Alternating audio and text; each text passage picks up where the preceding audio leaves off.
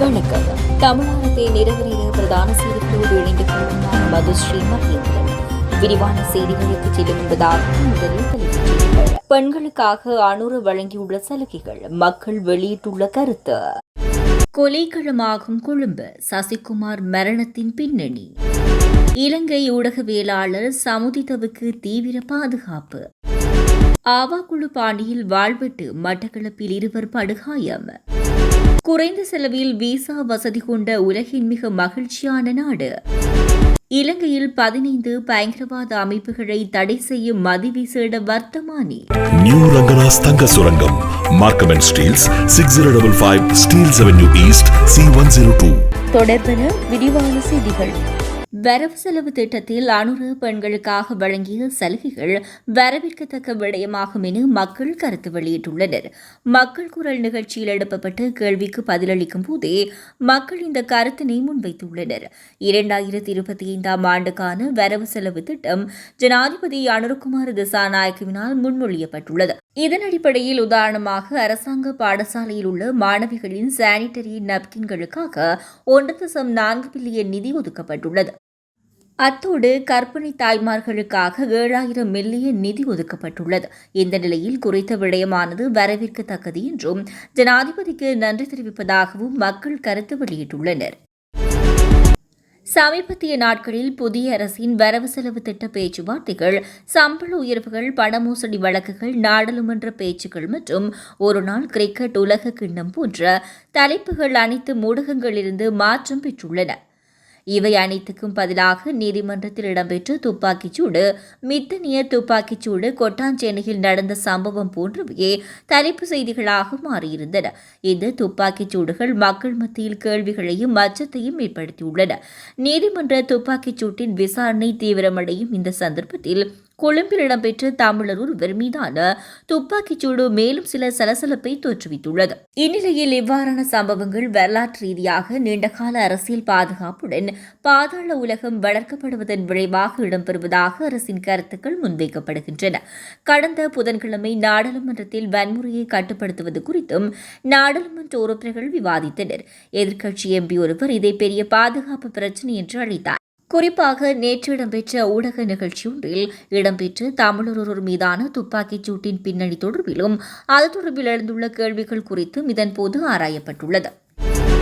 இலங்கையில் பல்வேறு பகுதிகளில் மர்ம கொலைகள் இடம்பெற்று வரும் நிலையில் பிரபல ஊடகவியலாளர் சமுதித்த சமரவிக்ரமுக்கு உயிர் அச்சுறுத்தல் ஏற்பட்டுள்ளதாக போலீசார் தெரிவித்துள்ளனர். இந்நிலையில் அவருக்கு 4 போலீஸ் உத்தியோகத்தர்களின் பாதுகாப்பு வழங்கப்பட்டுள்ளதாக பிரதி போலீஸ் மாதிபர் பிரியந்த வீரசூரிய தெரிவித்துள்ளார். சமுதித்த சமரவிக்ரமினால் நேர்காணல் செய்யப்பட்ட 4 பேர் மர்மமான முறையில் கொல்லப்பட்டதைத் தொடர்ந்து அவருக்கு உயிர் அச்சுறுத்தல் ஏற்பட்டுள்ளதாக போலீசார் தெரிவித்துள்ளனர். கடுமையான அச்சுறுத்தல்களை எதிர்கொள்ளும் சமுதித்த சமரவிக்ரம போன்ற ஊடகவியலாளர்களுக்கு பாதுகாப்பு வழங்கப்பட வேண்டும் என்று நாடாளுமன்ற உறுப்பினர் சஜித் பிரேமதாச கோரியிருந்தமை குறிப்பிடத்தக்கது. மட்டக்களப்பு ஆரியம்பதி மகா வித்தியாலய விளையாட்டு மைதானத்தில் விளையாடிக் கொண்டிருந்தவர்கள் மீது மர்ம கும்பல் ஒன்று வாழ்வெட்டு தாக்குதல் நடத்தியதை அடுத்து 2 படுகாயமடைந்துள்ளனர். குறித்த சம்பவமானது நேற்று முன்தினம் இடம்பெற்றுள்ளதுடன் படுகாயமடைந்தவர்கள் மட்டு போதனா வைத்தியசாலையில் அனுமதிக்கப்பட்டுள்ளனர். இதேவேளை தாக்குதலை நடத்தியவர்கள் தப்பியோடி தலைமறைவாகியுள்ள நிலையில் சந்தேக நபர்களை கைது செய்வதற்கான நடவடிக்கைகளை மேற்கொண்டுள்ளதாக காத்தான்குடி காவல்துறையினர் தெரிவித்துள்ளனர்.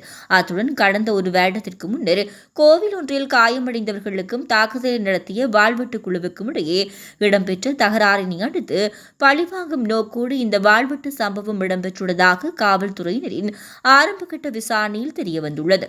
இந்த நிலையில் யாழில் ஆவா குழுவின் பாணியில் இடம்பெற்ற சம்பவத்தினால் பிரதேச மக்கள் அதிர்ச்சியடைந்துள்ளதுடன் அச்சமடைந்துள்ளதாக கூறப்படுகிறது. தொலைதூர வேலை செய்வதன் மூலம் உலகம் முழுவதும் பயணிக்க முடியும் நிலையில் குறைந்த செலவிலான மற்றும் வசதியான இடத்தை தேர்வு செய்வது சவாலாக மாறியுள்ளது. ஐரோப்பாவில் பல நாடுகள் டிஜிட்டல் நோமாட் விசா வழங்கினாலும் அவற்றின் செலவு அதிகரித்து வருகிறது. குறிப்பாக போர்ச்சுகல், எஸ்டோனியா, குரோஷியா போன்ற நாடுகளில் விசா பெறுவது மிகவும் கடினமாகியுள்ளது. ஆனால் 1000 ஏரிகள் கொண்ட நாடு என்று அழைக்கப்படும் பின்லாந்து இதற்கு வித்தியாசமாக குறைந்த வருவாய் தேவையுடன் விசா வழங்குகிறது. $1,220 மாத வருமானம் இருந்தால் சுயதொழில் விசா மூலம் பின்லாந்தில் வேலை செய்யலாம். இந்த விசா 6 மாதங்கள் வரை செல்லுபடியாகும். மேலும் 1 ஆண்டுக்கு புதுப்பிக்கவும் வாய்ப்புள்ளது. பின்லாந்து உலகில் மிகவும் பாதுகாப்பான நாடாக கருதப்படுகிறது.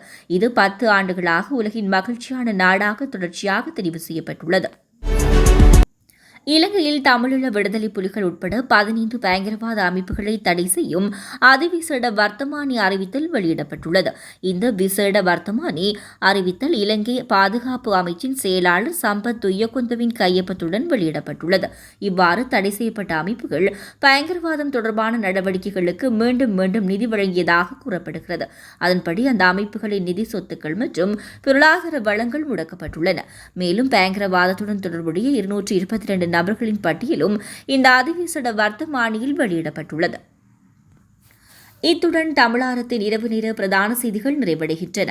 தமிழாரம் செய்திகளை யூடியூப் சேனல் வழியாக பார்வையிட முடிவதுடன் www.tamilaram.news என்ற இணையதளம் மூலமாகவும் பார்வையிட முடியும். தொடர்ந்தும் தமிழாரம் செய்திகளோடு இணைந்திருங்கள். வணக்கம். SS Brothers Trends Grand Opening and Mega Sale. Canada மண்ணில் தமிழர்களின் மத்தியில் ஆண்களின் நவநாகரிக ஆடைகளின் தெரிவாக 8/2/2025 அன்று இம்மாதம் சனிக்கிழமை மார்னிங் சைட் அவென்யூ யூனிட் 9 கோலாகலமாக திறந்து வைக்கப்பட இருக்கின்றது SS Brothers Trends.